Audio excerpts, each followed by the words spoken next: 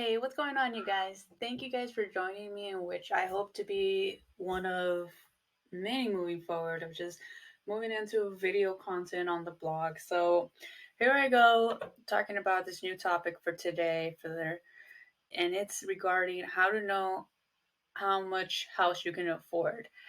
And it's basically on the real estate market. Um, so today's topic is, how to budget your mortgage, and basically, if you're from Southern California like myself, you have noticed that real estate prices have gone up, and I'm pretty sure in all metropolitan areas as well.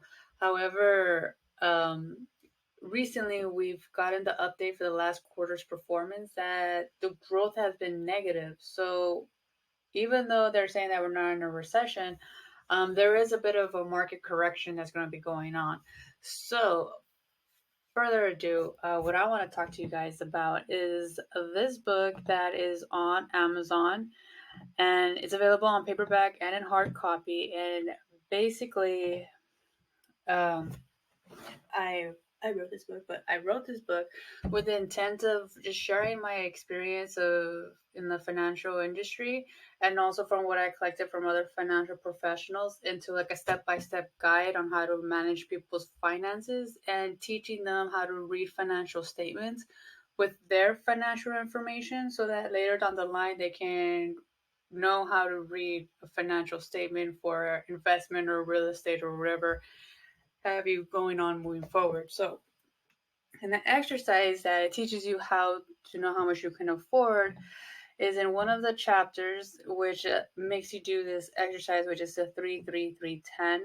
Now, there's other budgeting strategies to go on, but this one, in my experience, has been the one that sticks more with people, and it just has like a better all like performance rate when put into real practice, at least in my experience. If you have something that has worked for you, please put it in the comments. I'd like to learn more. But for the meantime, I'm just taking off of what works. So in this example, basically it's the 3-3-3-10, in which you take your take home income. And you take 30% of that would be your mortgage, 30% of the rest would be your expenses, and then 30% will be your debt, savings, and investments, and then 10% is for your entertainment purposes. And basically, this would be where you would budget it, and this would be the actual amounts of what your expenses are. And then depending on the differences, in the book, it actually has like step-by-step guide on how to tackle each one of these categories, like steps that you can do to lower your mortgage, steps that you can do to lower your expenses, what you can do for your debt consolidation and all that jazz, and entertainment. So it has like a step by step of what to do. But today's topic, it's all about the mortgage. So step one, we get 30% of what you make. And in the book, I use an example of 5,000, which is like the 60,000 annual, 60,000 of a take home income, which generally is the average income, but should be higher due to inflation. But yes, so I'm using the average, which is 5,000 take home. It's okay if you make less. It doesn't matter. It's just depending on where you are. It just starts a journey. So you take 30% of what you make, and then, mind you, it's not just going to be just a mortgage. There's also going to be maintenance and taxes that you have to pay for that. So in the mortgage exercise, you're going to take 20% of that 30, which, say for example, if you have $5,000 take home, uh, that's 1,500 that you're going to be budgeting for your whole mortgage cost, right? 20% of that is going to be 300. So 300 out of that 1,500 is going to go for taxes and maintenance. So in reality, you can only afford a mortgage of 1,200. I'm gonna do the math so that way you can see like the visual of that. I believe I even did the math a little earlier. Let me check out the history. See, there we go. 5,000, get 30% is 1,500. The 20% for the taxes and maintenance, it's going to be 300. So in reality, you could afford a mortgage of 1,200. Now, I was checking out Zillow. I know there's Redfin. I just happen to like Zillow a little bit more, even though right now the interface is not so hot. If you're wondering what computer I'm using, it's a Chromebook and I don't always recommend it. But I went ahead and did the homework for you. Based on that income of 5,000 take home, you should be able to comfortably afford this lovely home in Pomona. It doesn't have to be a mortgage home, but just so you could get an idea of the price, I'm going to estimate that that type of income can easily afford comfortably and should be wisely for keeping a strong financial boat of around 220,000. Because mind you, let's ignore that house, okay? Let's look at what the mortgage actually is.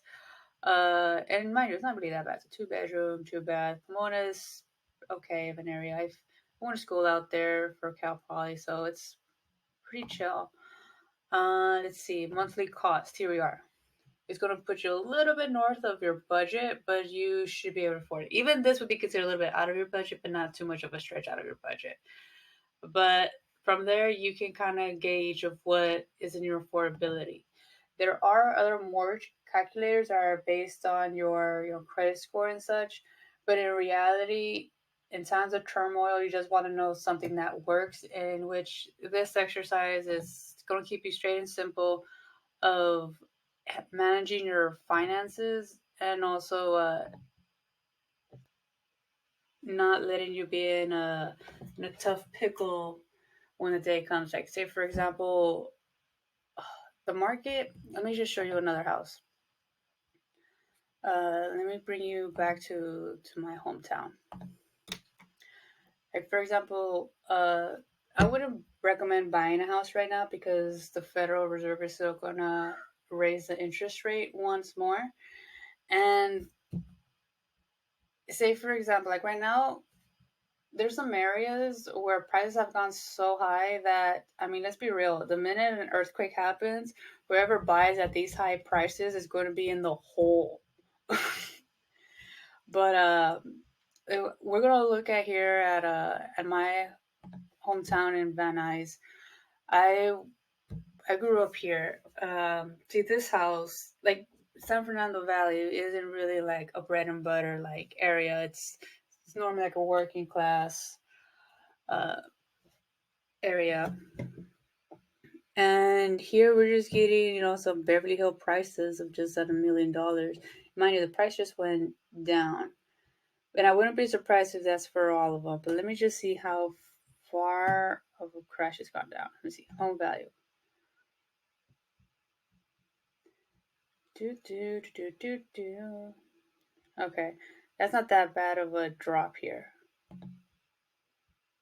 Let's check out another house. Uh, wow. How many? Wow. These were houses that were used to be in the hood. Let's see. Home value.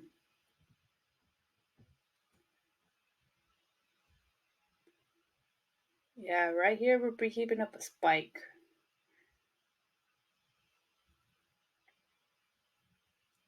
We can't even go too far back, can we? Show more. Hmm.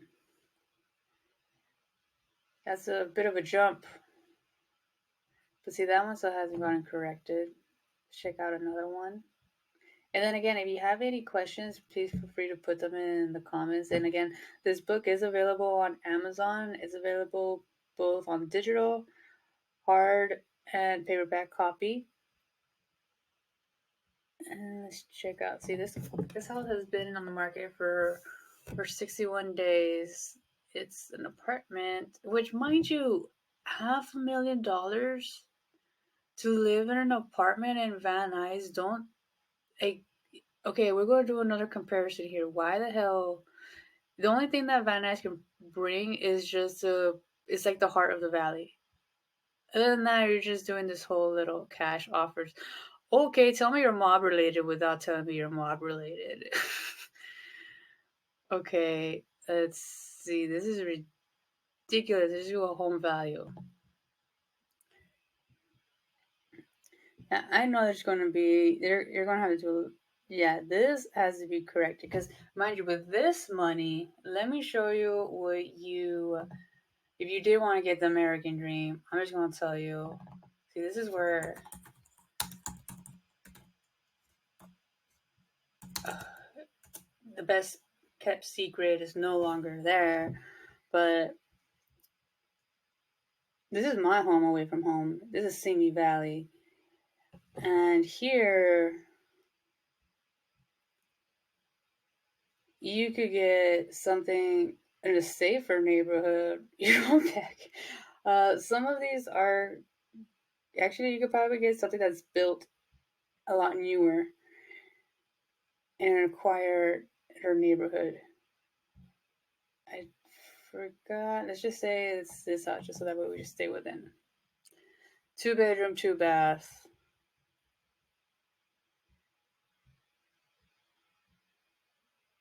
Home's value. Let's see. I want to do price compare here. Duplicate. Sorry, I'm just gonna hate on my little hometown right now because, like I said, inflation has gone up so much that it's just, yo, who are you bullshitting? Let's see here. It's like, why is you lying? All right, here we are. It's a 3 bedroom, 3 bath. Oh, no way. I still live on this street. You know what, people? I lived on this street, and this street sucks. This street has a lot of traffic, too. Oh, and saying that the price went down. Yeah, see, we wouldn't be able to afford this in our example.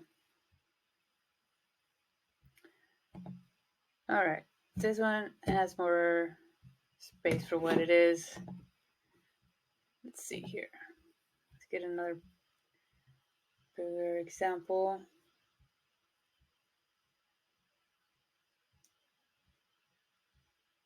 We're trying to do an apples to apples comparison here. Boom, 3 and 3. Okay, for $10,000 more.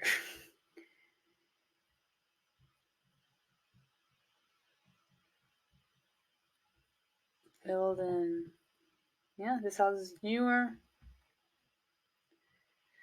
2 garage space, 500 HOA. Yeah, and a lower HOA. See, San Fernando Valley is a little overpriced right now, but you know what it is? I at first I was blaming that chick from Selling Sunset for selling houses in the valley to people from Los Angeles, and now we have this little homeless issue that's still getting figured out. So hopefully everything goes back to normal. But yeah, anyways, sorry we lost track there, but that's basically the video for today. I hope to see you in the next video on how you can manage your finances. Bye, you guys. Have a great day.